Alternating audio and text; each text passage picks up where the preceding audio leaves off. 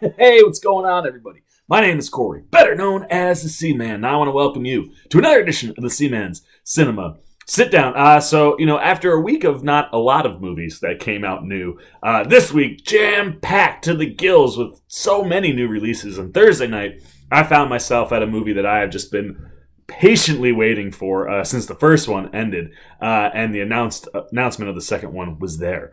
And I gotta say, I certainly was not disappointed whatsoever. Phil Lord, Chris Miller, oh, you guys are on fire lately, and this one certainly ranks right up there with the preceding movies that you've made, and we'll talk about Lord and Miller in a minute. But for now, why don't you pull up a chair, man, and take a seat? We're getting ready to dive in spoiler-free on the Lego Movie 2, the second part. Oh man, this is, like I said, this one really works so well within the mix of movies that these two have been responsible for over the last few years, starting with the Lego Movie, and then into the Spider-Verse. Oh god, and the animation in both of these worlds is absolutely brilliant.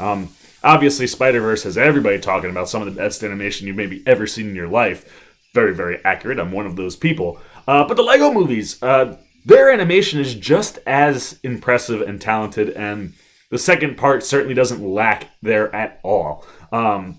The movie does such a great job of just throwing you right back into that world and just being reminded of how amazing it is to watch Legos come to life and be used in real ways where when you watch it on screen, you're like, that if Legos could move and things would that's what it would look like. And I just love that, Lord and Miller have been able to do this animation-wise, just capture our imaginations, man, and really bring the kid out, in us adults, which certainly was what the first Lego movie was about. And that's the other thing, too. These two guys are writing stories that are just, they're so heartfelt, they're so connective. It's so easy to connect to these stories, whether it be the Lego movies or Into the Spider-Verse. And they highlight the things about life that are positive and bring joy and happiness to people.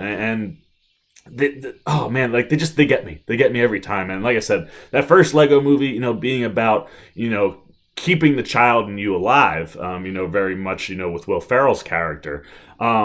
Oh man, this one gives you a twist on something where if you have a sibling, this movie, you're going to get in the last 20, 30 minutes of this thing and everything's just going to click in. You're just going to be like, these guys, man, they just don't miss. And thank God for that, because these are the types of stories that I love to be seen, told. And these are the guys that make really put a positive light in the world. And I just love Phil Lord and Chris Miller. And as far as the Lego Movie 2, the second part goes, maybe not as good as the first one, if you're going to have to get into rankings and stuff. But man, is it right there. I mean, the comedy, spot on. The writing, very, very sharp. Lord and Miller back to do that. Not directing this time. Mike Mitchell has taken over the reins there.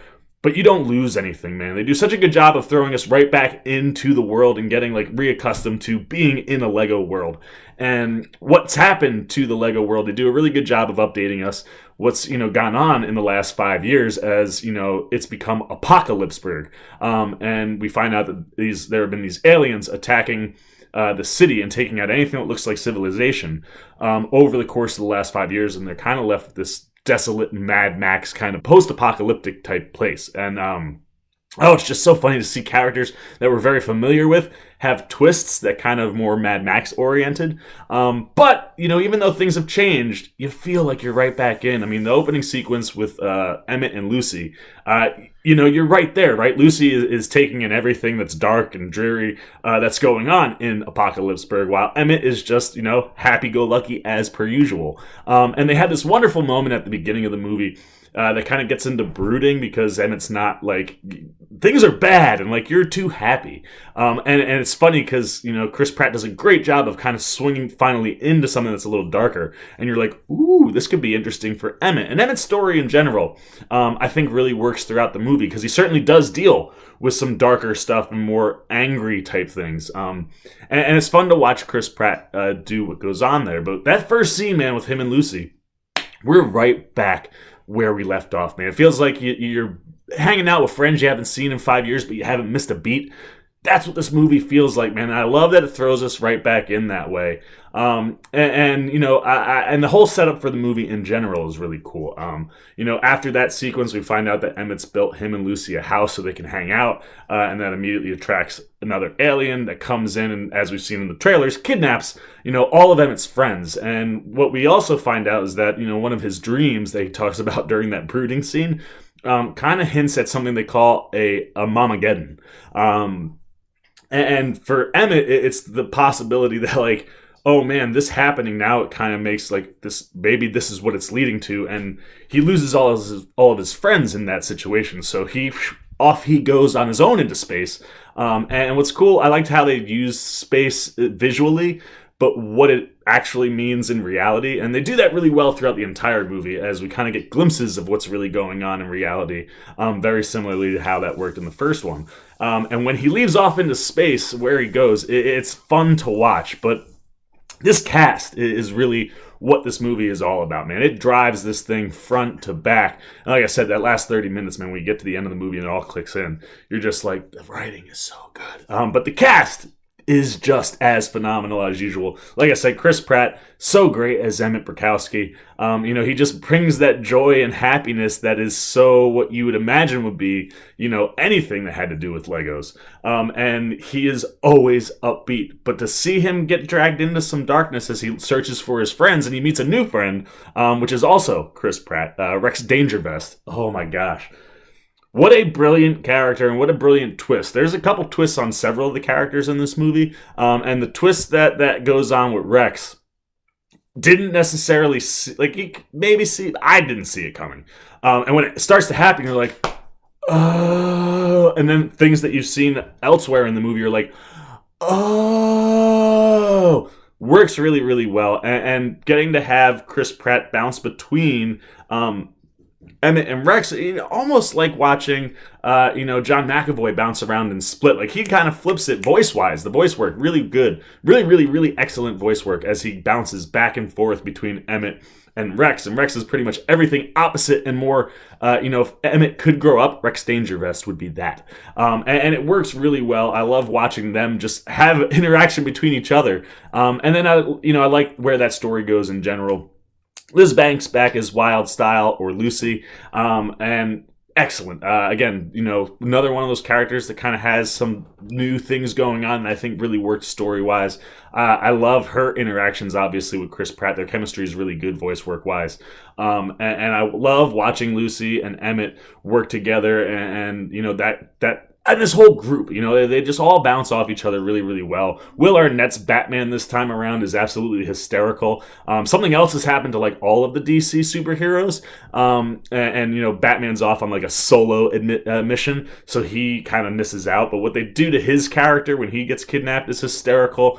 Speaking of the superheroes, they kind of address an absence of a certain group.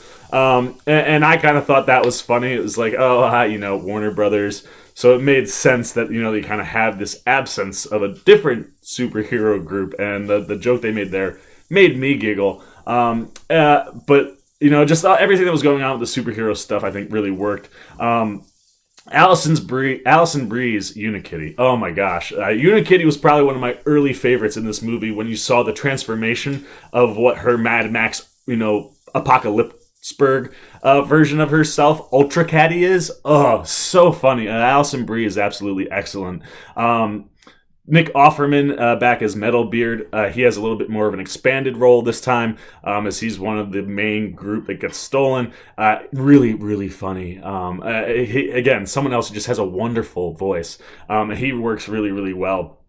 Charlie Day's Benny has some really, really nice moments as he's flying around. When he gets taken to the Sistar system, that's where everyone gets kidnapped to, you know, he gets his hands on a bunch of different rockets, and it's a lot of fun to kind of watch him bounce around.